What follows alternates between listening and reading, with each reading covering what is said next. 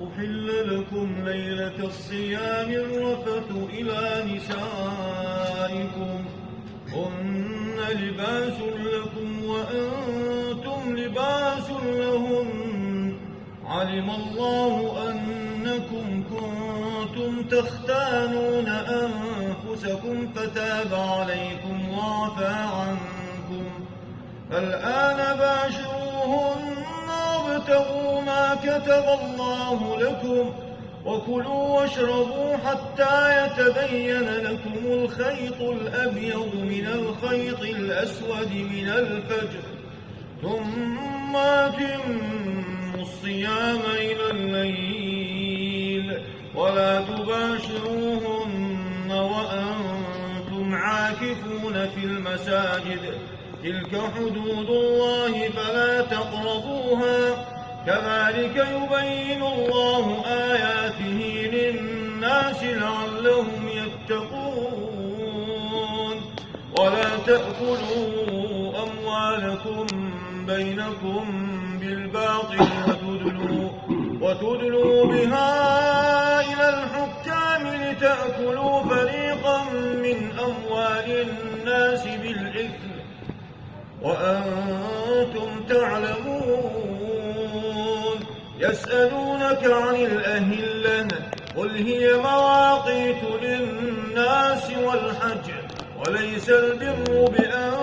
تأتوا البيوت من ظهورها ولكن البر من اتقى وأتوا البيوت من أبوابها واتقوا الله لعلكم تفلحون وقاتلوا في سبيل الله الذين يقاتلونكم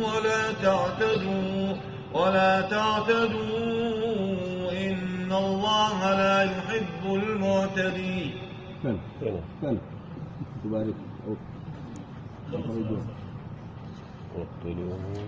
واقتلوهم حيث ثقفتموهم وأخرجوهم من حيث أخرجوكم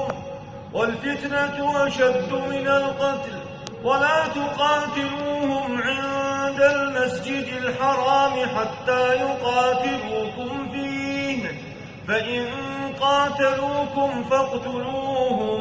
كذلك جزاء الكافرين فإن انتهوا فإن الله غفور رحيم وقاتلوهم حتى لا تكون فتنة ويكون الدين لله فإن انتهوا فلا عدوان إلا على الظالمين الشهر الحرام بالشهر الحرام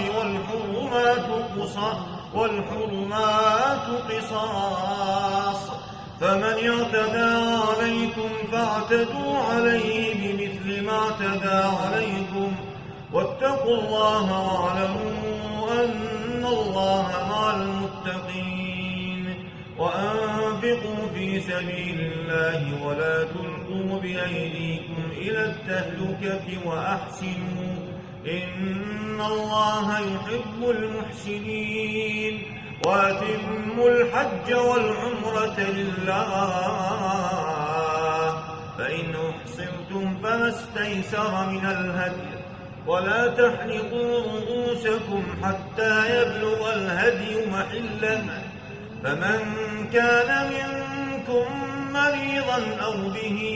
أذى من رأسه ففدية من صيام أو صدقة أو نسك فإذا أمنتم فمن تمتع بالعمرة إلى الحج فما استيسر من الهدي فمن لم يجد فصيام 3 أيام في الحج و7 إذا رجعتم تلك 10 كاملة ذلك لمن لم يكن أهله حاضر المسجد الحرام واتقوا الله واعلموا أن الله شديد العقاب.